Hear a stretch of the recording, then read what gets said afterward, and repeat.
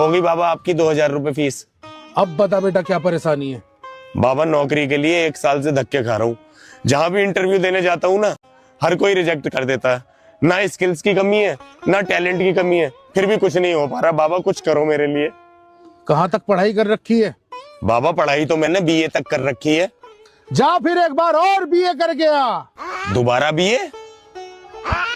बाबा एक बार बीए कर तो ली, दोबारा क्यों? देख बच्चा, अभी तूने एक बार बीए किया है, अच्छा, एक बार और बीए कर ले, क्या बनेगा? बाबा बाबा बन के भी नौकरी करेगा क्या फिर? है? बाबा बन के भी नौकरी करेगा? in nomine Patris et Filii et Spiritus समझ गया बाबा, समझ गया, समझ गया बाबा। आता हूँ दोबारा बीए करके, मिलता हूँ फिर तुमसे, आता हूँ, यही रहना। नेक्स्ट। चल चल चल।